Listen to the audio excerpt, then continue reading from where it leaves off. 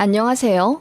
어린 두 아이 키우며 전업주부 하고 있는 서울 잠실 사는 여자입니다.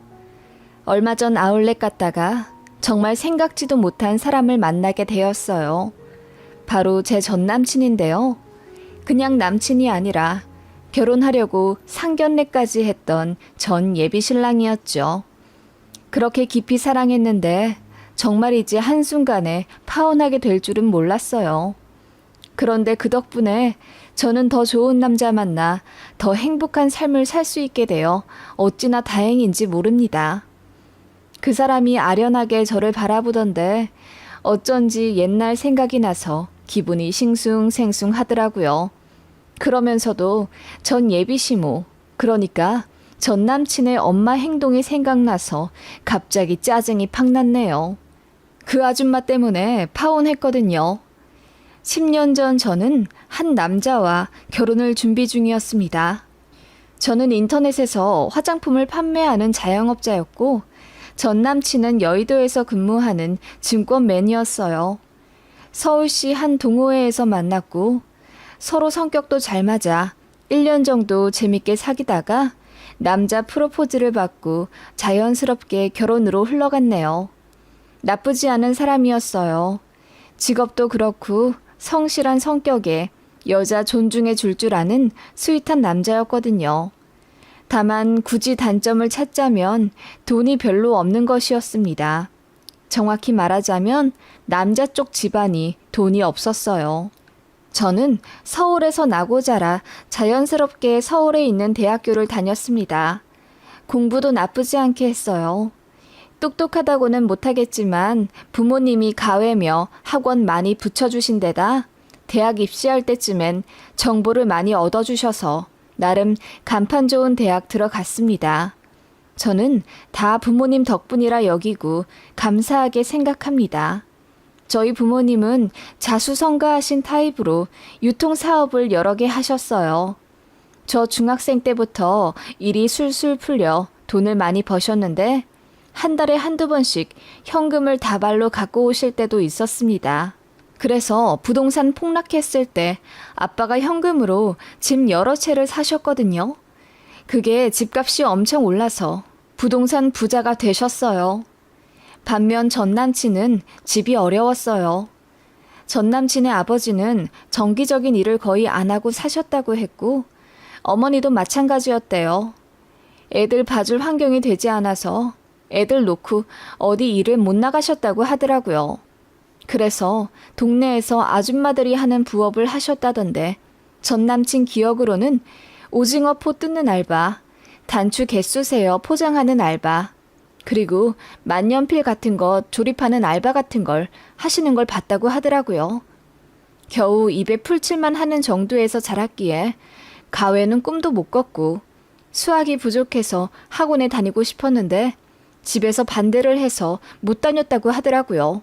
전 남친의 친구가 그걸 학원 원장님한테 말씀드렸고 공부 열심히 해서 명문대 들어가면 현수막에 이름 거는 조건으로 1년 공짜로 다녔다고 하네요. 그렇게 악착같이 공부해 서울 좋은 대학 들어왔지만 집에서 대학 등록금을 안 내줘서 반년 다니다 휴학하고 군대 다녀왔다고 하더라고요. 그리고 제대하고 나서도 학비가 없어서 바로 복학 못하고 1년 알바했다고 들었습니다. 대학 다니는 내내 가외 알바하면서 코피 터지게 살았다고 했고요. 그렇게 열심히 살아서 그런지 생활력이 엄청난 사람이었습니다. 모르는 게 없었어요. 그 사람은 정말 오지에 떨어뜨려 놔도 무조건 살아남을 사람 같았습니다. 저는 그렇게까지 악다구니 있게 살아본 역사가 없기 때문에 그 남자의 그런 면에 더 빠졌을지도 몰라요.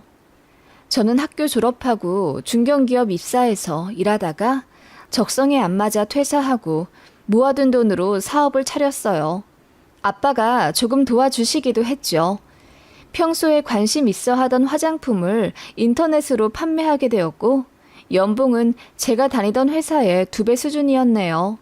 솔직히 엄청 힘들게 사업을 일군 건 아니고 운이 좋아 잘 되었을 뿐이에요. 아무튼 예비 신랑도 연봉이 나쁘지 않고 저 역시 수입이 괜찮다 보니 뭔가 결혼 준비에 있어서도 크게 트러블이 안 나더라고요. 그리고 제가 하고 싶어 하는 대로 거의 다 맞춰주기도 했고요. 양가에서 흔쾌히 찬성하는 결혼은 아니었습니다. 저는 이남 일녀 중 막내인데 저희 부모님은 항상 그러셨습니다. 제가 누굴 데려와도 막내가 좋아하는 남자라면 다 오케이 하겠다고요. 그런데 막상 제가 결혼하겠다고 데려온 남자에 대해 이것저것 캐 물으시더니 영 탐탁지 않다는 표정을 지으시더군요. 그래서 왜 그러시냐고 하니 결혼할 상대 집안도 어느 정도는 봐야 하는데 너무 기우는 것 같다고 하셨습니다. 그게 남자 쪽이라면 여자가 많이 힘들어진다고 하셨고요. 저는 그때까지만 해도 잘 이해가 안 가더라고요. 둘이 좋아하는 결혼이고 또 남자도 돈을 잘 버는데 집안이 돈이 좀 없는 게 무슨 상관인가 싶었네요. 그래서 부모님께 막 대든 건 아니지만 좀 설득을 시켜드렸어요. 남자가 생활력이 강하고 돈 관리를 철저히 잘한다. 그러면서도 제가 하고 싶어 하는 건 다 하게 해주고 저한테는 돈 아끼지 않는다 라고 했더니 그럼 데리고 와보라 하시더군요. 그래서 전 남친을 저희 집에 불렀는데 아빠가 술 좀 먹이고 이것저것 물어보시더니 그럼 자네 믿고 결혼 허락하겠네. 근데 우리 딸 힘들어지면 난 바로 스탑이야. 알겠나? 하시더군요. 친정엄마가 그러셨어요. 노후 준비도 제대로 안 되어 계신 것 같은데 괜찮겠니?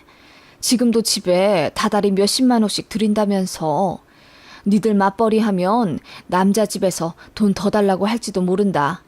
물론 그 집 부모님들 인성이 어떠신지 제일 궁금하긴 해. 그래도 형준이는 본인이 꾸린 가정이 더 중요하다고 생각하는 사람인 것 같아서 그나마 안심이다. 그러시면서도 100%다 마음에 드는 사람이 없는 게 당연하다면서 저더러 제가 선택한 사람이면 힘든 것도 감수할 줄 알아야 한다고 하셨어요. 그때까지만 해도 저는 자신만만했죠. 시댁이 어렵다면 돈이야 조금씩 드릴 수 있을 거라고 생각했으니까요. 그리고 남도 아니고 사랑하는 내 남편의 가족인데 당연히 도와드리는 것도 맞고요. 아무튼 전 남친은 어렵게 저희 부모님의 결혼 허락을 받았고 저도 인사를 드리러 전 남친 집에 가게 되었습니다. 지방에 살고 계셔서 남친 차를 타고 3시간 반 정도를 달려갔네요. 저도 한국질이 빠삭하다고 생각했었는데 전 남친 부모님이 사시는 곳은 저도 처음 들어보는 지역 이름이었어요. 광역시 옆에 있는 소도시였고 17평짜리 아파트에서 거주 중이셨습니다. 제가 가니 예비 시부모님들께서 환하게 맞아주시더군요. 그래서 긴장이 좀 풀렸습니다. 집안을 두리번거리며 앉아있는데 그냥 평범해 보였어요. 얘기 들은 것처럼 엄청 어렵게 사시는 것 같아 보이진 않았습니다. 냉장고도 메탈 소재에 나름 최신형이었고요. 예비 시모는 저를 미소 가득한 눈으로 바라보시며 그간 얘기 많이 들었다 하시며 반갑다 하시더군요. 저도 눈웃음 살갑게 지으며 화답했고요. 제가 어디 출신인지 남친과 사이는 좋은지 이것저것 물어보시더니 예비 시모가 헛기침을 하며 진지하게 말씀하시더군요. 결혼하면 일은 계속 할 거지? 요즘은 맞벌이가 대세라고 하던데. 네, 저도 하는 사업이 있어서 꾸준히 해보려고요. 그래, 사업한다고 듣긴 했는데 한 달에 얼마나 버는 거야? 아무래도 월급 타는 직장인보다 좀 위험하지 않은가? 예비 시모가 훅 들어와 수입을 물으시기에 남친이 손사래를 치며 그런 질문은 예의가 아니라고 하더군요. 그러자 예비 시모가 입을 삐쭉 내밀며 너도 월급 오픈했잖아. 나도 며느리 될 애가 얼마나 버는지 정도는 알아야지. 그래야 우리도 용돈을 정할 거 아니야. 지금까지는 100만 원 받았지만 더 받을 수도 있고 덜 받을 수도 있는 거지. 라고 하시더군요. 100만 원? 저는 처음 들어보는 얘긴데요. 저는 깜짝 놀랐어요. 전 남편이 다달이 집에 용돈을 드린다는 걸 알고는 있었는데 20에서 30만 원 정도라고 했거든요. 그런데 100만 원씩이나 드린다니 그건 정말 상상도 못한 액수였어요. 제가 놀라 남친을 쳐다보자 남친이 얼굴이 새빨개진 채로 당황하더니 매달 그렇게 드린 건 아니잖아. 그냥 지난달에 엄마 임플란트 때문에 조금 더 드린 거지. 라고 말을 얼버무리더군요. 그렇게 인사드리고 나오며 제가 남친에게 물었죠. 진짜 다달이 얼마나 드렸냐고요. 그랬더니 사실 20에서 30만 원 드린 건 거짓말이고 거의 70에서 80만 원씩 드렸다고 하더군요. 그리고 가전 가구 망가지거나 바꿔야 하면 본인이 다 바꿔드렸다고 하더라고요. 그 말에 저는 어쩐지 기분이 안 좋아져서 왜 속였냐고 물었습니다. 그랬더니 전 남친이 일부러 속인 건 아니고 그냥 네가 이해 못할까 봐 그렇게 이야기한 거야. 그리고 결혼하면 우리 가정도 있는데 그렇게 많이는 못 드리지. 나는 총각이니까 그렇게 드렸던 거야. 그리고 이제 우리 부모님 조만간 연금도 타시니까 그렇게까지 많이 안 드려도 돼. 라고 하더군요. 적어도 돈 때문에 저와 싸울 일은 없게 만들 거라며 제발 본인을 믿어달라 하였어요. 그리고 자기가 더 잘할 거라며 눈물까지 글썽이던 사람이었습니다. 싱숭생숭했지만 그게 파혼 사유는 아니었어요. 그런데 문제는 결혼 준비를 하면서부터였습니다. 어느 주말 입고 싶었던 드레스의 브랜드에서 피팅을 하고 있었습니다.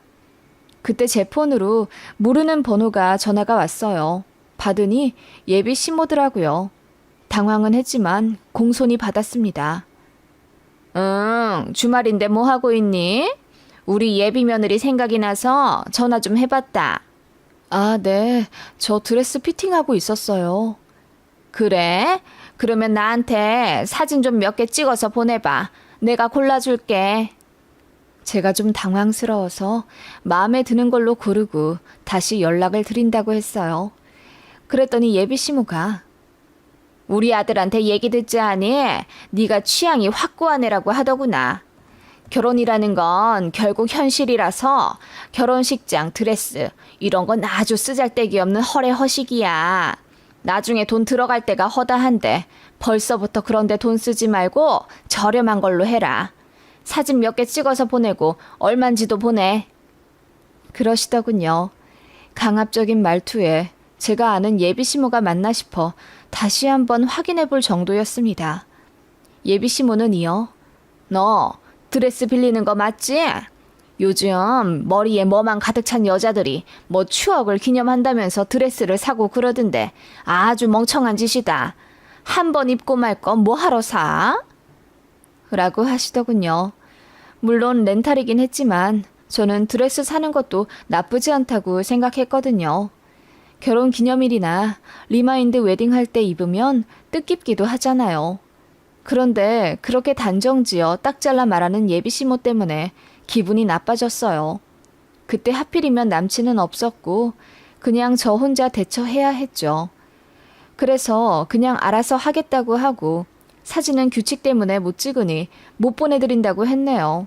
그랬더니 뭐라 구시렁구시렁 거리시다가 끊더라고요.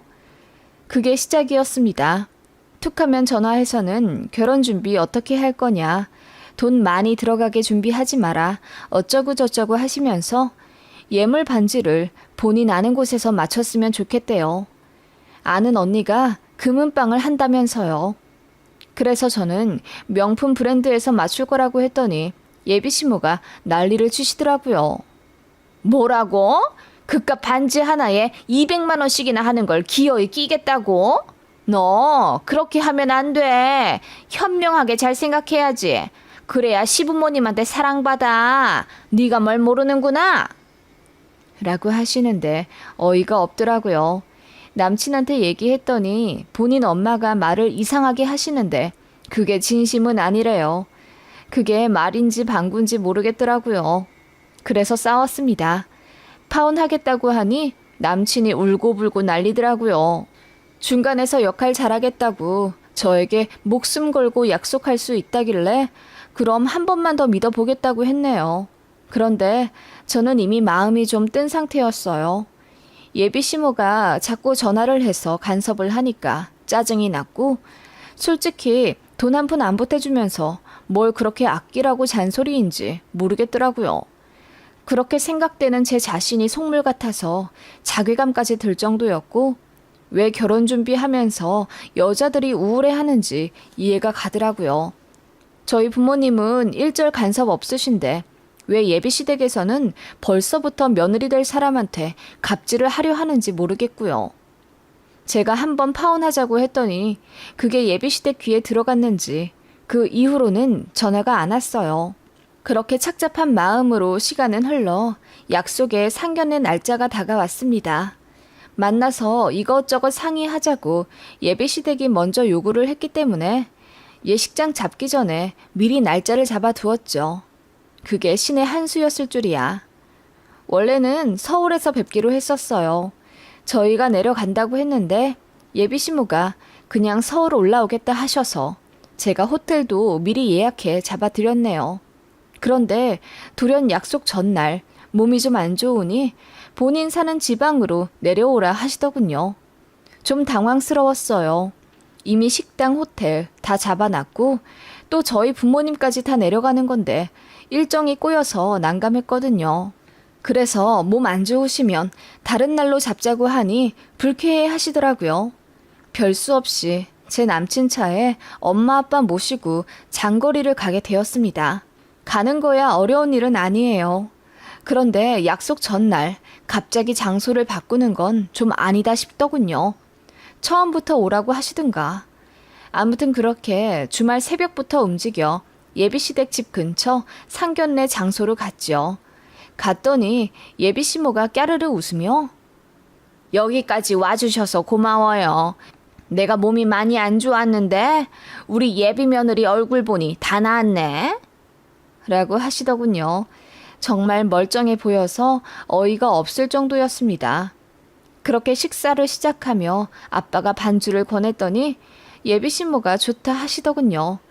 그런데 반주 수준이 아니라 아예 술자리로 착각을 하신 건지 부어라 마시더라고요. 그래서 30분 만에 예비신모 혼자 취하셨습니다. 엄마는 이미 기분이 상해서 표정이 굳어 계셨고요. 남친도 난감해 어쩔 줄 몰라 했습니다. 분위기 파악을 한 건지 만 건지 예비신모는 벌개진 얼굴로 이러더라고요. 사실 아무리 생각해도 우리가 서울 가는 게 영 못마땅한 거예요. 주변에서도 그러더라고. 상견례 장소 잡는 게 기싸움의 시작이라나 뭐라나.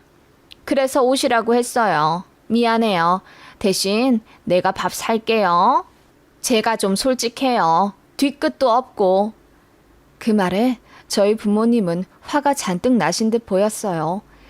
그래도 꾹 참고 엄마가 그러시더군요. 기싸움이라뇨. 양가 부모들이 서로 마음을 합쳐야지 왜 싸우려고 하나요? 저는 그런 생각으로 여기 오지 않았습니다. 우리 딸의 또 다른 부모님들이 되실 분이니 궁금하기도 하고 또 서로 의견도 합쳐야 결혼을 더. 그래도 내가 아들 가진 엄마인데 이래저래 생각이 복잡하죠. 솔직히 말해서 더 좋은 신부감 데려올 수도 있었는데 우리 아들이 좋다고 데려온 여자애라 그냥 마음 열고 받아준 겁니다. 내가 진짜 우리 며느리 부모가 될지 안 될지는 얘가 하는 거에 달린 거죠. 우리 세아가 시부모한테 잘할 거지? 예비신부는 제 엄마의 말도 끊고 주저리 실언을 하더군요. 그러더니 이러는 겁니다. 그런데 얘가 너무 흥청망청하는 것 같아. 여자는 모름지기 조신하게 가정을 잘 꾸리고 살림을 정갈하게 잘해야 할 텐데 결혼 준비하는 거 보니까 사치가 좀 있더라고요. 돈을 쓸 때 안 쓸 때 구분을 잘해야 현명한 건데 그러고 보니 사부인도 명품백을 갖고 오셨네요. 예비시무가 고갯짓으로 저희 친정엄마 루이비통 가방을 가리키더군요. 그래서 엄마가 기가 찬 웃음을 지으며 가방이 왜요? 뭐 잘못됐나요? 라고 했더니 예비시무가 아니 검소한 게 미덕이지요. 그깟 명품백 뭐가 중요한 건지도 모르겠지만 아무튼 있어도 안 갖고 나와야 하지 않겠습니까? 좀 사치스러운 건 아닐까. 내가 아들 장가 보낼 입장에서 좀 걱정이 되네요. 이라고 하더군요. 그 말에 저도 화가 나서 약주가 과하신 것 같으니 그만하시라고 했네요. 남친도 허옇게 질려서는 엄마 왜 그래? 라는 말만 반복했고요. 엄마가 정색을 하고 말했습니다. 검소한 게 미덕이라고요? 제 기준에선 루이비통이 그리 사치스러운 가격은 아니라고 생각하는데 서로 가치관의 차이가 있나 보군요. 그리고 가방은 걸으시면서 말은 안 걸으시네요. 어떤 게 미덕입니까? 저도 딸 시집 보낼 입장에서 심히 걱정이 됩니다. 그랬더니 시모가 술이 확 깬 듯 표정이 구겨지시더군요. 아빠도 한마디 하셨습니다. 취하신 것 같습니다. 그만하시고 이제 자리 일어나시죠. 저는 뭐 얘기 다 한 것 같습니다만. 불쾌한 얼굴로 아빠가 일어나려니 예비 시부도 안절부절 못하시더군요. 그때 예비 신모가 피식 웃으며 아니, 딸 시집 보내는데 너무 생각들 없이 나오신 것 아니에요? 내가 그래도 얘 CM인데 앞으로 어떻게 해줄 줄 알고? 얘가 너무 사치를 부려서 안 그래도 맘에 안 듭디다. 그런데 오늘 보니 사부인 되실 분도 영 검소하진 않네요. 라고 하더군요. 그 말에 엄마가 결국 깔깔 웃었습니다. 예비 신부가 왜 웃냐는 듯 의아하게 바라보시더군요. 사치요? 겨우 400만 원 남짓한 이 가방이 사치? 저희가 월 임대료로 들어오는 돈만 한 달에 2,500만 원입니다. 뭘 모르고 하시는 말씀 같으니 가엾게 여기고 제가 참도록 하지요. 그 말에 예비 신부가 어안이 벙벙한 듯 멍청한 얼굴로 제 남친을 바라보더군요. 네, 저희 친정은 갖고 계시던 아파트 4개 중에 3개를 고점에 파시고 사업 모두 정리하신 뒤 역세권에 꼬마 건물을 하나 사셨어요. 남친에게 그 얘기는 하지 않았습니다. 사실 친정엄마가 말하지 말라고 하셨어요. 어떤 남자를 만나든 절대 먼저 꺼내지 말아야 할 이야기라고 신신당부를 하셨기에 저는 20살 때부터 그렇게 했습니다. 비밀은 아니지만 결혼하고 나서 밝혀도 될 일이라 생각했기에 굳이 말하지 않았는데 예비신랑이 충격받았다는 얼굴로 저를 바라보더군요. 저는 그냥 아무 말 안 하고 자리에서 일어났습니다. 엄마, 아빠, 미안해. 내가 신랑감을 잘못 고른 것 같아. 오늘은 그냥 여행 온 셈 치자. 내가 택시 부를게. 이만 서울 올라가요. 그랬더니 예비 시부모님과 남친이 다들 어정쩡한 자세로 일어나 어쩔 줄을 몰라 하더군요. 엄마가 제 전남친을 매서운 눈빛으로 쏘아본 후 이렇게 말하셨어요. 니네 엄마는 돈 많은 사돈이 싫으신가 보다. 그럼 파혼해야지 뭐 어쩌겠어. 너 결혼할 여자 부모가 건물주라는 거 네 엄마한테 진작 알려드려야 했나 보네. 근데 나도 마찬가지다. 어느 정도 수준 맞는 집안이랑 결혼을 해야지. 돈이 아니라 인성 말이야. 그렇게 말하니 예비 신부가 얼굴이 파리해지며 저희 부모님을 따라 나서더군요. 미안합니다. 내가 술에 취해서 실수를 좀 했습니다. 미안해요. 자리에 앉아서 얘기를 좀 더.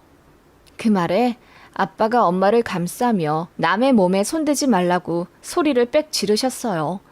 그러자 더는 따라 나서지 못하시더군요. 저도 남친에게 바로 헤어지자고 했습니다. 니네 엄마 때문에 파혼하는 거라고 했어요. 그랬더니 따라오면서 계속 울더라고요. 보다 못한 엄마랑 아빠가 다시는 우리 딸한테 연락하지 말라고 소리를 치고 택시에 올라탔습니다. 그리고 서울로 왔죠. 저는 엄마 아빠한테 미안하다고 사과했어요. 힌트가 보였는데 사랑의 눈이 멀어 그대로 진행할 뻔했다고요. 엄마는 제 등짝 한번 시원하게 치시더니 알았으면 됐다 하시더군요. 전 예비시모도 저희가 돈이 어느 정도 많은 걸 짐작은 했지만 아들 가진 유세인지 아니면 기선 제압이었는진 몰라도 참 어리석은 언행을 했던 것 같습니다. 저희 서울 올라온 이후에도 전 예비시모한테서 전화가 몇 번 왔었는데 엄마가 소리 지르며 싸붙이니 그 이후로는 안 왔고요. 전 남친도 저한테 울고불고 빌며 한 번만 더 기회를 달라고 했지만 매몰차게 끊어냈습니다. 그렇게 시원하게 파혼했어요. 솔직히 미련이 남지 않았다면 거짓말이네요. 전 남친이 하도 울어서요. 그래도 시간이 약이더라고요. 1년쯤 지나 좋은 사람 만나게 되었고 너무나도 자상하고 한편으론 좀 귀여우시기도 한 시댁 식구들과 알콩달콩 잘 지내고 있습니다. 지금 결혼한 지 10년 다 되어 가는데 단 한 번도 시댁 때문에 남편과 싸워본 적이 없어요. 모든 게 만족스럽고 사랑스러운 결혼이랍니다. 물론 지금의 남편도 재정적으로는 저희 집보다 딸리지만 열등감, 자격지심 전혀 없는 쾌활한 사람이에요. 시댁 식구들도 마찬가지고요. 사람은 돈이 없는 게 문제가 아니더라고요. 마음과 정신이 얼마나 똑바로 되어 있는지가 가장 중요하다는 걸 알게 되었네요.